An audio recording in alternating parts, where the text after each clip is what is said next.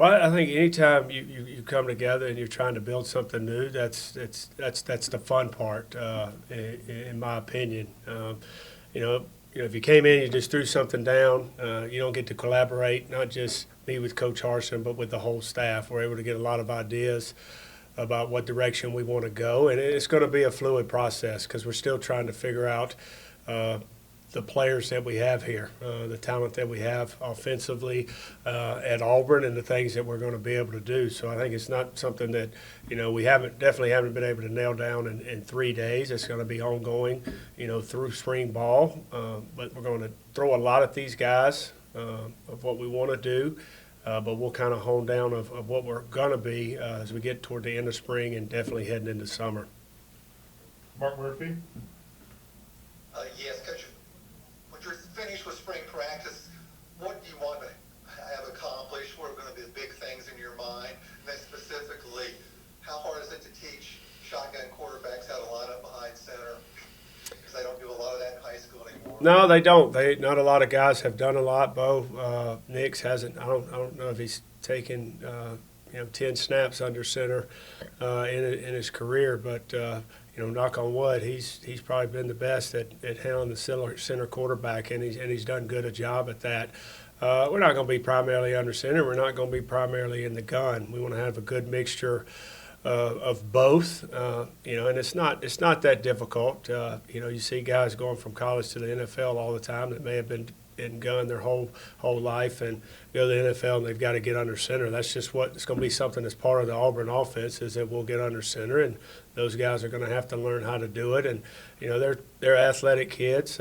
You're basically doing a drop and executing a footwork under center that similar to what you did out of the gun. It's not that different. You might add some more steps to it because you're under center. So I don't see it being a big deal. It hasn't been a big deal. Now we've had some center quarterback issues, but that's always happens in spring ball, especially when you can't practice before spring ball starts. And the first time they take center quarterback exchange is when you go practice. David, And then, go ahead, Mark. just at the end of spring practice, what would you like to have accomplished with the offenses in general? Well, we'd like to throw a lot of stuff at these guys. Try to get as much as Coach likes to use the words DNA, our base offense, what we think our base offense might be. So they're familiar with some of that stuff. We're not going to be perfect at all that, but we're introducing schemes in the run game and the pass game. Through spring, introducing a lot of stuff, and then the standard of how we want to go about how. And you got to accomplish that in how we practice, and little things of how you run on the field, how you take the ball, how you shift, how you motion, how we play the game. Those things I think we can accomplish through spring as the effort and how we play. The main thing schematically is just introducing a lot of schemes to these guys in spring ball, so we'll have a lot of carryover going into summer and fall camp. David Pascal. Hey, Mike. David Pascal, Chattanooga. Good to see you again. When I covered you at Georgia, you could play with tempo whenever you wanted those last few years there. But you do have elements to your game, like putting the quarterback under center. You always like having a productive fullback. When you look around at other offensive coordinators, do you kind of view yourself as kind of an old school coordinator and things that you like to get done? I guess if getting under center is old school, I guess I'd be considered old school. I think, somebody told me one time, you got to let them know you're at the ballpark. And sometimes there's not a better way to do that is to get under center and run power at you. That's what, we want to be. We want to have a physical run game. And I think you can be a lot more physical sometimes when you're under center. But we're going to have elements of spread. We're going to have elements of under center. We're going to have elements of two tight ends. We're going to have elements of a fullback. We want to be able to do everything. We don't want to be just under center. We don't want to be just spread. We want to be a wide open pro-style offense. Thanks. Jordan Hill.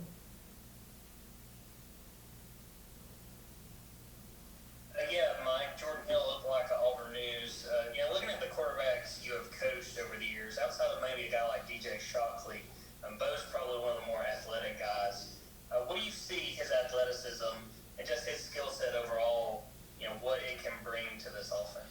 I've been very impressed with Bo Nix since I've been here. And whenever I got here, I can't remember the exact date. The first of the year, just his work ethic, number one, in the off season, conditioning, the weight program, and the stuff we did with Coach Pitt and the strength staff, and how hard he works.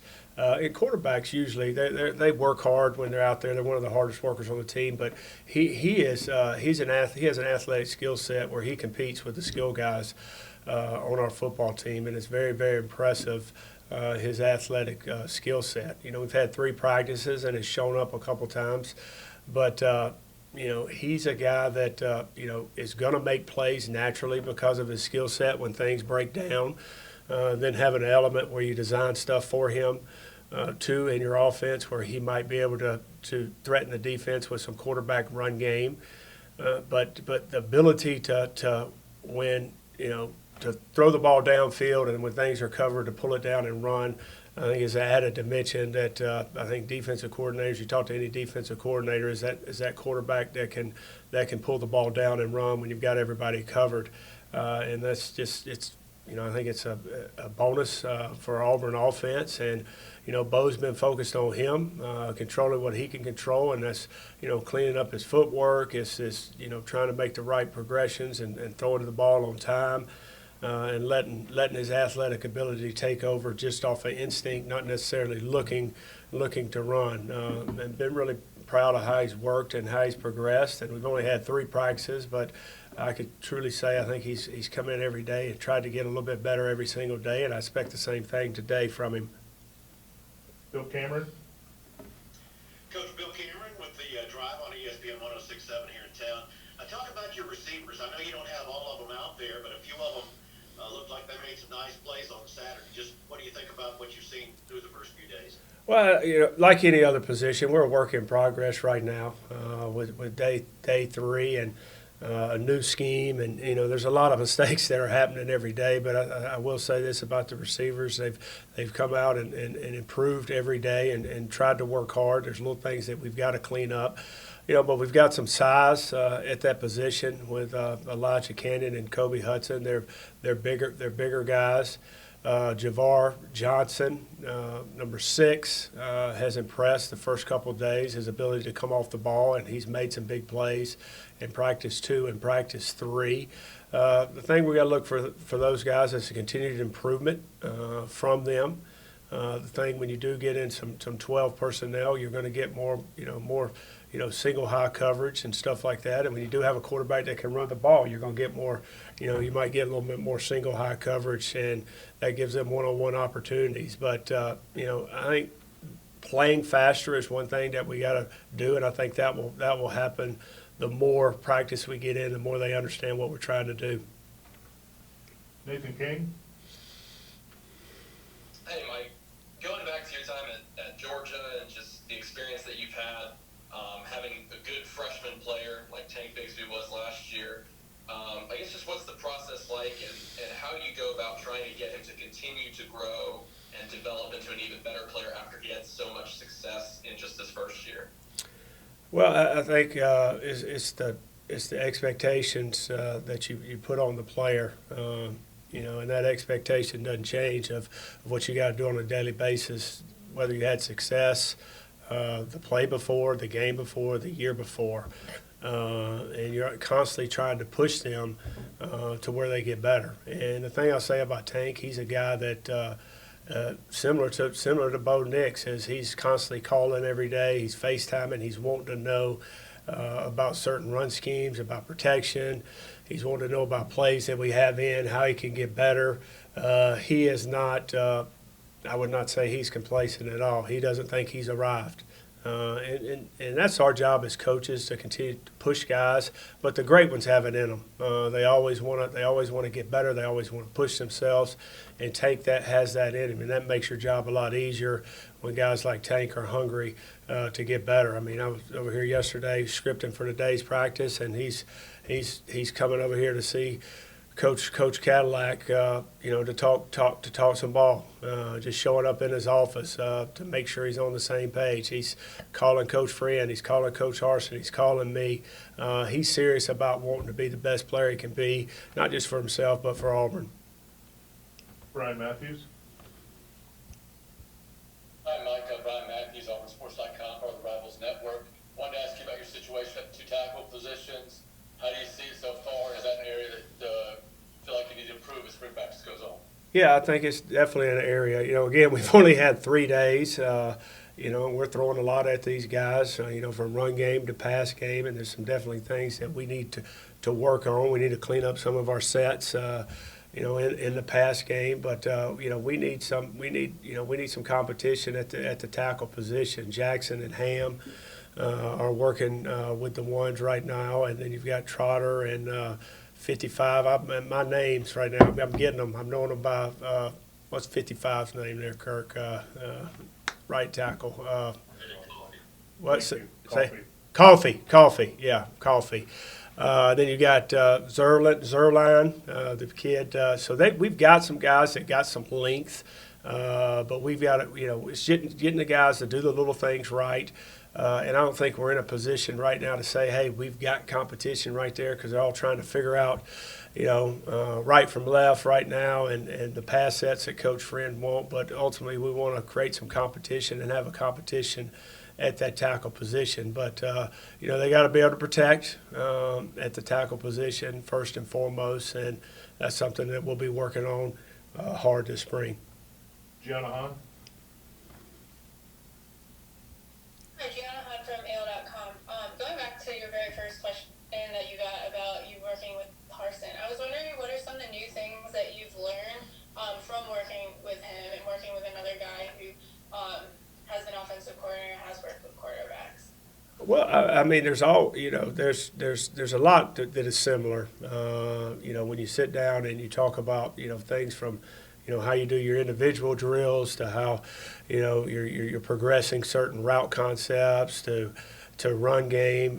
There's a lot more similar than guys think, but there's a lot of nuances of things that he might have taught a little bit different that I say, hey, that's a little bit better idea, and it might sometimes be the way that he phrases it to get it over to present it to the quarterbacks or present it to the offense. That's a little bit different. Then it might be something that I've done in my past that's maybe a little bit different, that sounds a little bit better. So that's kind of what we're working through right now. The big thing is we want to be on the same page with everything. We don't need two different things told to the quarterback or the offense. We might be saying the same thing, but saying it 2 different ways. That's the thing we're working on right now, that we're speaking the same language. The thing that I'd say, is from Coach Harsin, the detailed and, how you get ready for your meetings and the preparation for your meetings and having prepared for your quarterbacks. And I've always considered myself a pretty detailed guy in the meetings. The presentations of how he presents things in meetings is something that I've learned, and I think I've improved in that area the short time I've been here with Coach Harsin. Philip Marshall. Hi, Philip Marshall from 247 Sports. Having been a head coach yourself, how valuable is that coming back to being a coordinator? Well, I think you realize that the things that Coach is going through right now as a new head coach at a new school, and we don't see everything that he's doing, but Coach Mason and I talk about it a lot. We know he's got a lot on his plate, so being in that role that he's going through, we know some things that he's having to do that he's not telling the staff that we got to be able to handle for him, and I think that's the value in it that. He hired you to do a job, but we know that he's got a lot of things going on other than football that entails being a head coach, especially at a place like Auburn University, where we can pick up the slack for him in areas without him having to ask us to do that. Jason Caldwell. Go ahead, Phil. Does having overseen the whole thing give you a better understanding of defenses even and more so Oh, there's no question. Not just defense, but defense, special teams, everything that you got to do to put together, a football program from the weight room, the nutrition side, the recruiting side, obviously the football side. When you got defense and special teams, I think it gives you a better understanding of what you're trying to do, and I think it helps.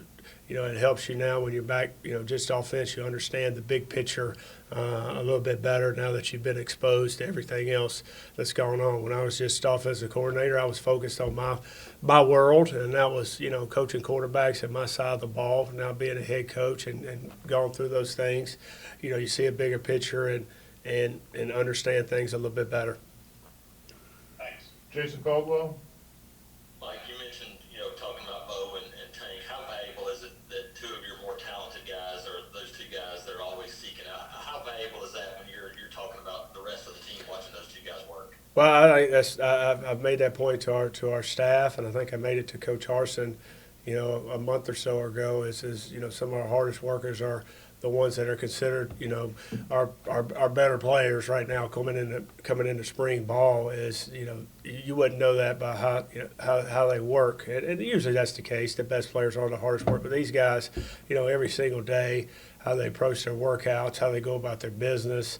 How they're serious about in the meetings, learn the questions. I think it's they're setting the right example. For the other guys on the football team, the other guys on the offense. When Papo's like that on defense, the way he works, the way he goes about his business. I think that's when you come into a program and you're looking for guys and looking for players to hang, kind of what you're doing on them and let them carry the torch. Guys like that are the ones that you want doing that. Quickly, Javarius Johnson, you mentioned him.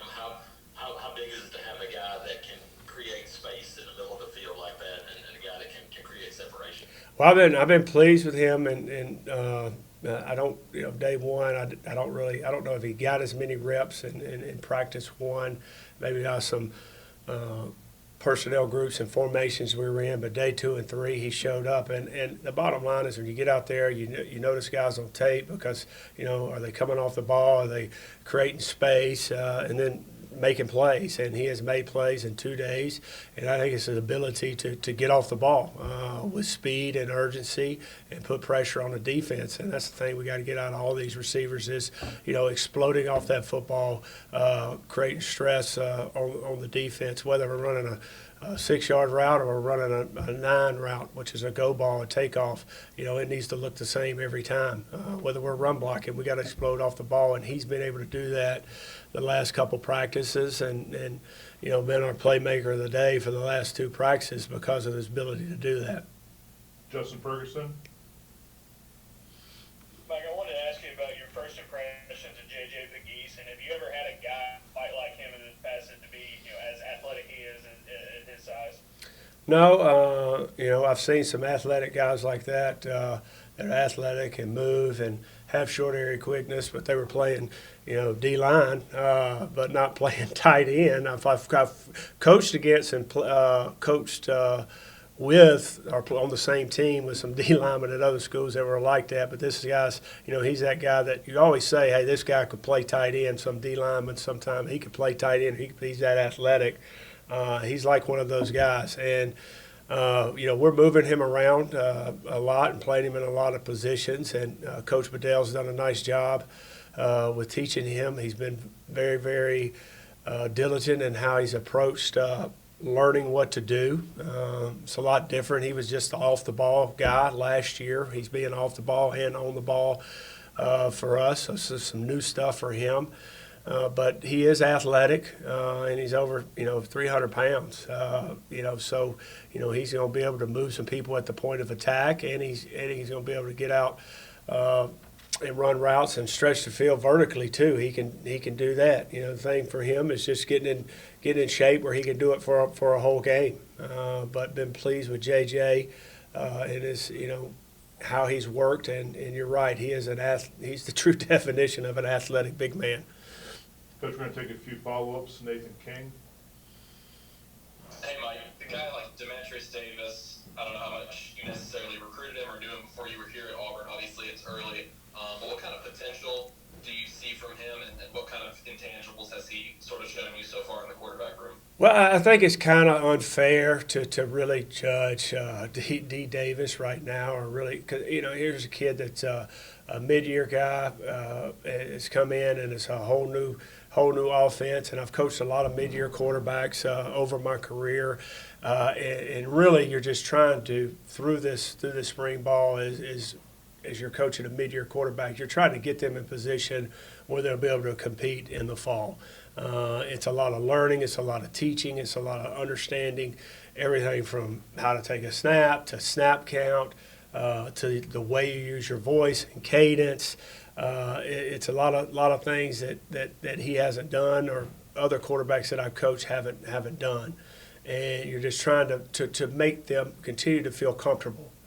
So when they do go out there and they start to get more reps, that they go out there confident and not afraid or not worried that they might make a mistake, and trying to put him in a position where he can go out there and be confident. He does have a good throwing motion. He's got a strong arm.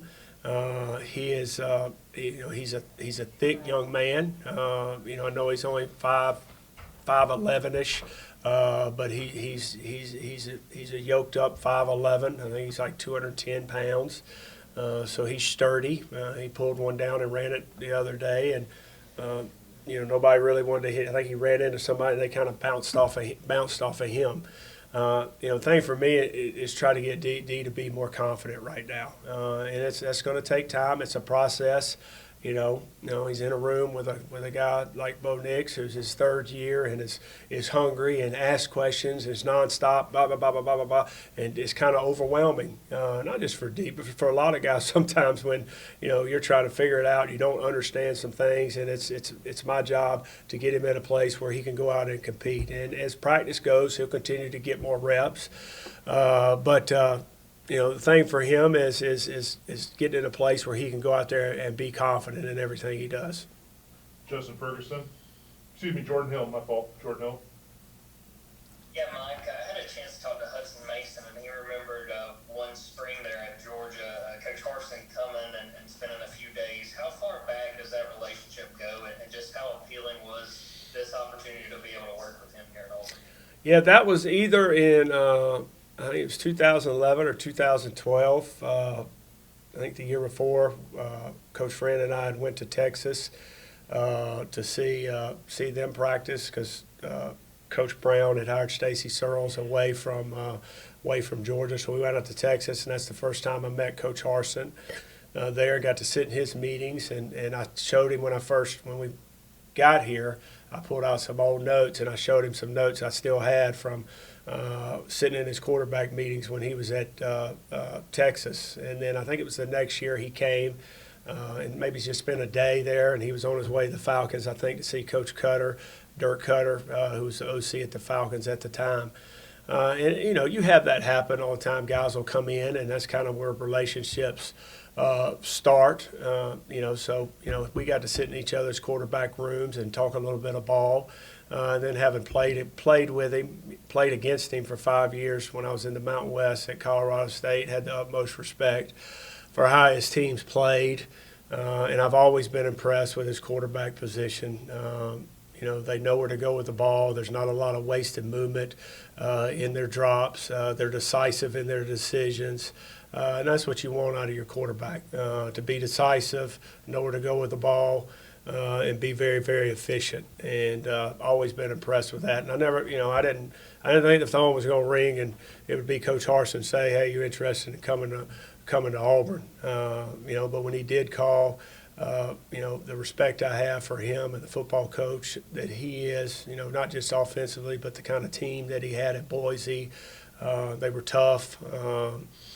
They expected to win every time they stepped on the field, and they carried. You could feel that from them when they came on the field. And then to be able to come to a place like Auburn with the tradition that Auburn has, I just really couldn't pass it up. Coach, we're going to take two more quick ones. First, Mark Murphy, and then we'll wrap up with Philip Marshall. Is it much of a challenge not having a lot of running backs to work with this spring? Only 2 guys back have actually carried the ball in the game last year. Well, we do. Yeah, there's they're going to get a lot of reps, but we do have some. Devin Barrett is now at tailback, and we've got some other guy. Jay Sharp has got a lot of reps. Number 44, I believe he's a walk-on for us, but done a nice job. We've got a couple other guys that have done a nice job. It's been pretty easy here the first 3.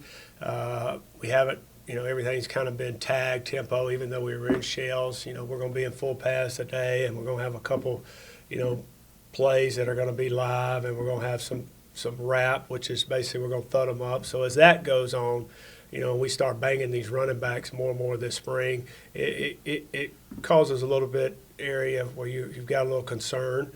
And so we got to be smart. We're all competitive, and you want to get Tank or Sean out there, but we got to roll these guys, and we got to keep.